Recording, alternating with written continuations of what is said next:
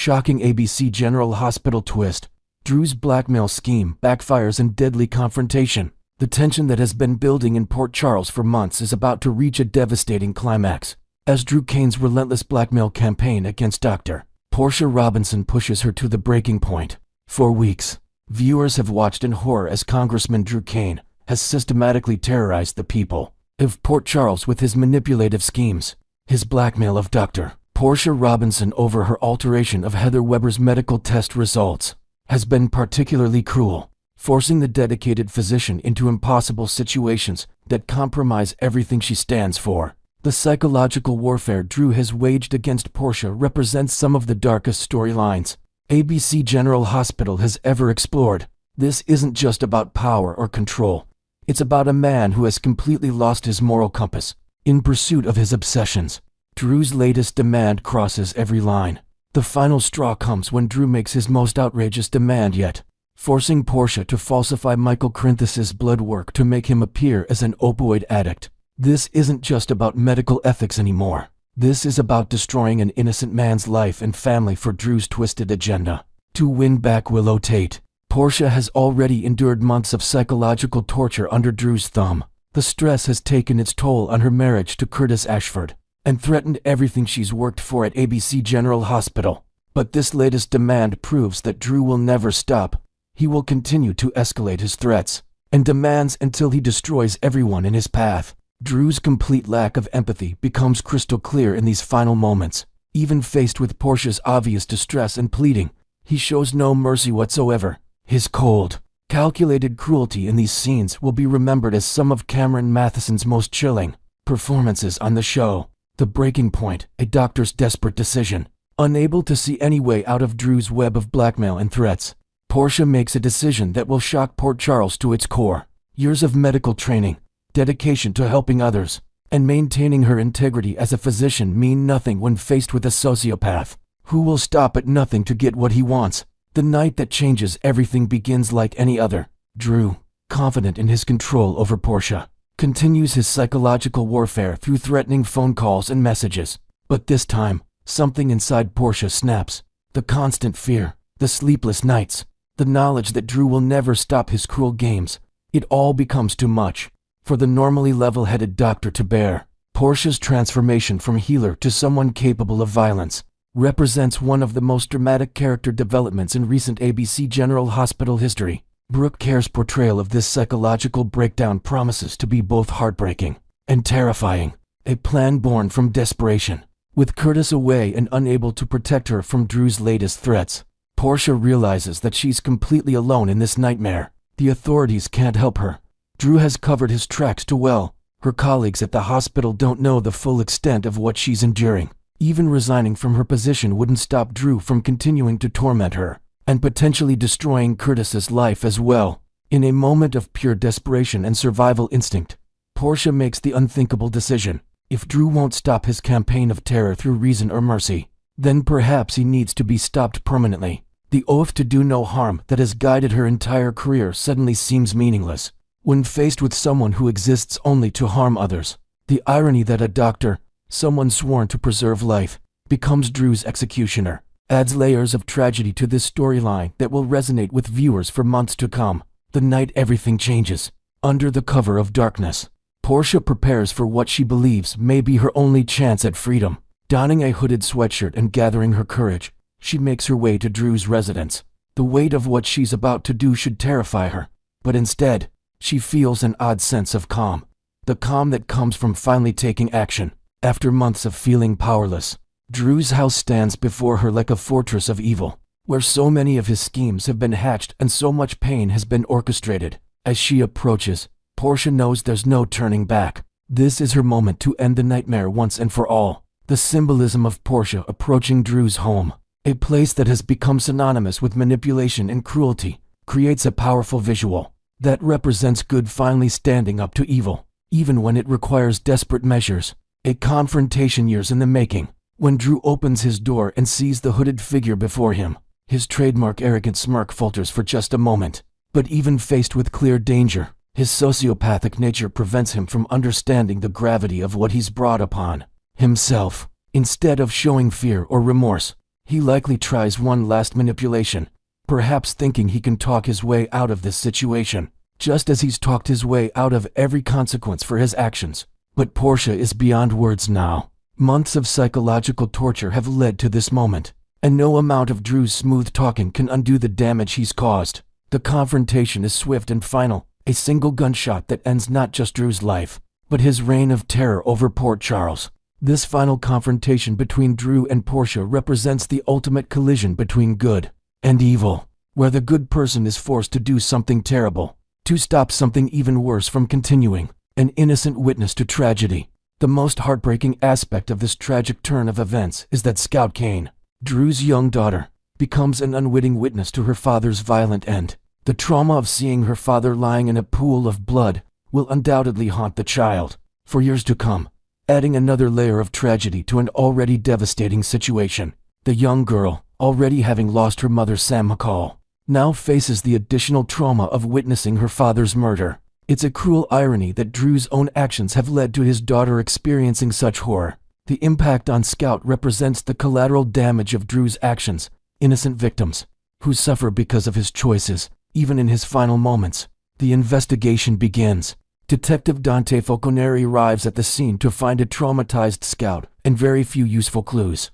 The hooded figure who committed this crime was careful to avoid leaving obvious evidence behind. As Scout tries to explain what she saw through her tears and shock, Dante realizes he's facing one of the most challenging cases of his career. The investigation that follows will rock Port Charles to its foundation. While many residents secretly celebrate the end of Drew's campaign of terror, the mystery of who finally stopped him becomes the talk of the town. Dante must navigate through a long list of people who had motive to want Drew gone, from Michael Corinthos to Nina Reeves to Curtis Ashford himself. Dandy's investigation will reveal just how many people Drew had victimized, making the suspect list enormous and the case incredibly complex.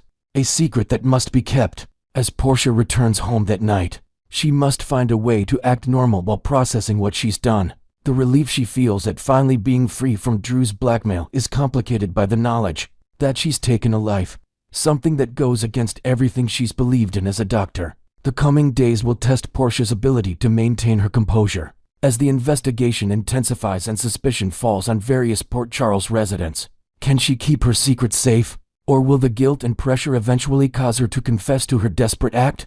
The aftermath and consequences. The ripple effects of Drew's death will be felt throughout Port Charles for months to come. Scout will need extensive therapy to deal with the trauma she's witnessed. The blackmail victims will finally be free to rebuild their lives. But the shadow of this violent end will hang over their relief.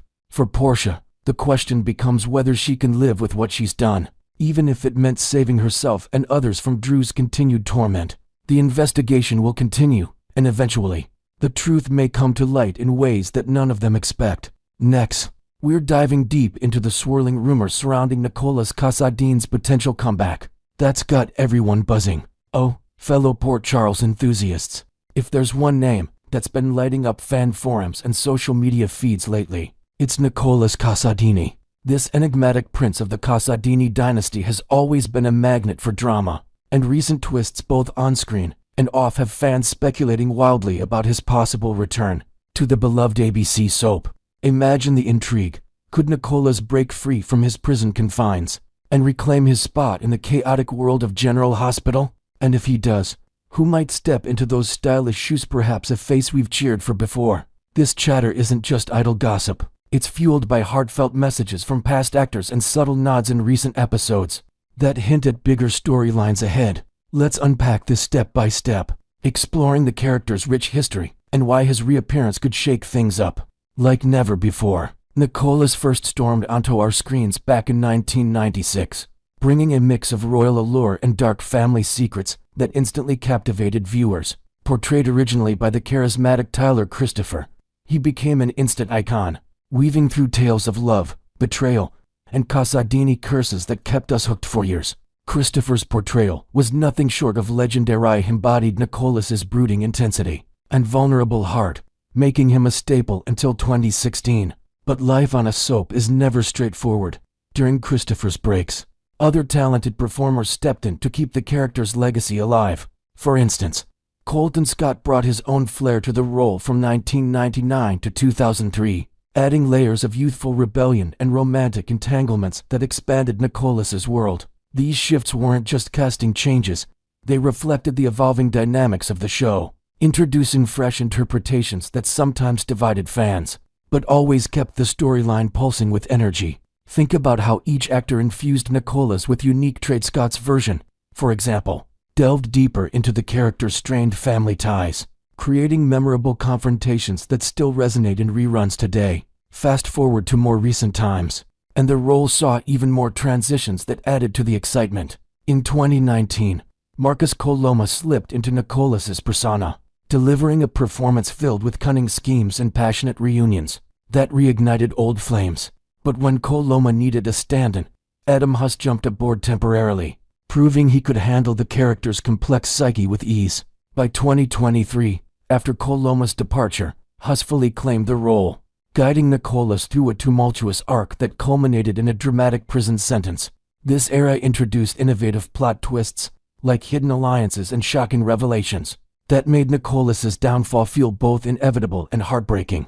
Fans have voiced a rainbow of opinions on these portrayals. Some adored Coloma's suave edge, while others praised Huss's raw emotional depth, especially in scenes involving his on-screen family. Yet, amid all this, a lingering dream persisted: the return of Tyler Christopher, whose original take on Nikolas felt like the gold standard. Tragically, that hope was shattered with Christopher's untimely passing in 2023, leaving a void in the hearts of longtime viewers and prompting tributes that highlighted his enduring impact on the soap's legacy. It's moments like these that remind us how deeply these characters and the actors behind them become part of our lives. The buzz around Nikolas reignited spectacularly when Adam Huss made a splash at the Fan Club Weekend in Burbank, an event that's always a treasure trove for soap aficionados. Surrounded by enthusiastic supporters, Huss connected with fans in a way that felt genuine and heartfelt, sparking renewed conversations about his time as Nikolas. Shortly after, he hopped on Instagram to post a touching video, pouring out his gratitude and sharing a glimpse into his uncertainties. In it, he said something along the lines of, "You all made this guy's night seriously. If you're watching this, you reminded me I'm valued. I have no clue if I'll be back on General Hospital, not necessarily as Nikolas, but I absolutely loved playing him. Thanks for making me feel seen." This raw honesty struck a chord, blending appreciation with a hint of mystery about his future. Inventing a bit of extra flair here. Imagine if Huss had shared behind-the-scenes anecdotes in that video, like how he prepared for Nikolas's intense confrontations, by drawing from real-life experiences of resilience details that would make fans feel even closer to the magic of the show. The comments section exploded with support, as devotees flooded in with pleas for his return. One passionate viewer commented, "We need you back on screen. Your Nikolas brought such fire. Tell the producers to spring him from prison, and let's get the drama rolling." Others echoed similar sentiments, weaving in ideas for plotlines where Nikolas could escape through clever legal maneuvers or unexpected alliances, turning the prison stint into a launchpad for epic comebacks. Beyond General Hospital, Huss hasn't been sitting idle. He's channeling his talents into fresh ventures that showcase his versatility. As highlighted in various entertainment outlets, he's deeply involved in the Truth Man franchise, a compelling series centered on a gay teen who uses his online comic to combat bullying and champion authenticity. This project adds a modern, socially conscious layer to Huss's career, allowing him to explore themes of empowerment and identity that contrast sharply with Nikolas's shadowy world. Picture this: in Truth Man, Huss might portray a mentor figure, guiding the young hero through digital battles against prejudice, which could even inspire subtle crossovers and fan theories about how such real-world advocacy might influence soap narratives. These endeavors not only keep Huss in the spotlight, but also demonstrate his range, from daytime drama to indie storytelling, potentially paving the way for innovative roles that could circle back to Port Charles. On the show itself, Nikolas hasn't faded into obscurity. Far from it. Characters like Laura have dropped intriguing mentions of him, including a recent revelation that she visited him behind bars. This isn't just casual dialogue. It feels like deliberate breadcrumbs leading to a larger feast of storyline developments. In the unpredictable realm of soaps, where resurrections and redemptions are par for the course, prison is hardly an insurmountable barrier. We've seen characters claw their way back from comas, presumed deaths, and even alternate dimensions. Not a well-timed parole, Or a dramatic escape fueled by Cassadine ingenuity, adding some inventive spice? Perhaps the writers could introduce a new accomplice for Nikolas, like a long-lost relative with tech-savvy skills to hack prison systems, blending high-stakes action with emotional reunions. These teases have fans on the edge of their seats, theorizing about how his return might intersect with ongoing plots involving Ava, Spencer, or the ever-turbulent Cassadine family feuds. As we wrap this up, the question remains, will Nikolas Cassadine grace our screens again, and if so, with whose face leading the charge? The possibilities are endless. From Huss reclaiming the role with renewed vigor to a surprise recast that brings fresh energy. Whatever happens, it's clear that Nikolas's saga is far from over, promising more twists that will keep us glued to ABC General Hospital. What do you think, viewers? Should Nikolas bust out of prison? And who's your pick to play him? Next, we will learn about the shocking twist surrounding Maxie's sudden heart attack, and how it brilliantly ties into the show's legendary past. In the bustling world of Port Charles, drama never takes a break, and this week proved that once again, with Maxie Jones facing a life-threatening crisis that left everyone reeling. Picture this: one moment, Maxie is her usual vibrant self, navigating the chaos of family, work, and endless schemes, and the next, she's collapsing in agony from a severe heart attack. The entire town is buzzing with questions. Could someone so full of life plummet to the brink of death so rapidly? Whispers are spreading like wildfire, pointing fingers at the notorious villain Jen Sidwell, whose shadowy dealings have ensnared many residents lately. Could his latest plot be the hidden trigger behind Maxie's ordeal? As fans, we're on the edge of our seats, speculating about secret poisons or high-stakes stress induced by his criminal empire. This unexpected health scare isn't just a plot device. It's a masterful nod to General Hospital's rich tapestry of stories, pulling at heartstrings while reminding us why we fell in love with this soap opera in the first place. Adding to the intrigue, imagine if Sidwell's involvement uncovers a deeper conspiracy involving black market dealings that target vulnerable characters like Maxie, blending modern villainy with timeless emotional stakes. Amid the turmoil, General Hospital delivered a heartwarming yet poignant callback to one of its most iconic narratives, especially in the special episode honoring the late Bobby Spencer. Enter the enigmatic Angela, portrayed with ethereal grace by Brighton Hertford, who mysteriously appears just when Maxie and her mother Felicia need a glimmer of hope the most. It's as if fate intervened, with Angela's presence evoking a sense of divine guidance, making the duo realize they've been visited by what feels like a guardian angel in their darkest hour. This isn't mere coincidence. It's a deliberate weave of past and present, stirring emotions that have lingered for decades. To heighten the drama, let's envision Angela sharing cryptic visions or subtle clues about Maxie's condition, perhaps hinting at unresolved family secrets that tie back to Bobby's own turbulent life. Such elements amplify the scene's impact, transforming a simple tribute into a multifaceted exploration of loss, redemption, and the supernatural threads that occasionally grace Port Charles. At the core of this emotional roller coaster is the unforgettable 1994 storyline, where young BJ Jones tragically lost her life in a devastating accident, only to give Maxie a second chance through a heart transplant. BJ's heart beating in Maxie's chest became a symbol of sacrifice and enduring legacy, allowing Maxie to survive a dire illness that had her family fearing the worst. In a vow etched in soap opera history, Maxie promised to honor that gift by living fully not just for herself, but for BJ, and even extending that commitment to her Uncle Tony, BJ's grieving father and brother to Maxie's own dad, Frisco. This promise added layers of depth, turning a medical miracle into a profound family bond that influenced Maxie's every decision, from her bold career moves to her fierce protectiveness over her loved ones. Inventing a fresh angle, suppose Maxie's recent collapse triggers vivid flashbacks for her, where she relives the transplant day through dream sequences, interacting with the spectral BJ who offers words of encouragement, urging her to fight on.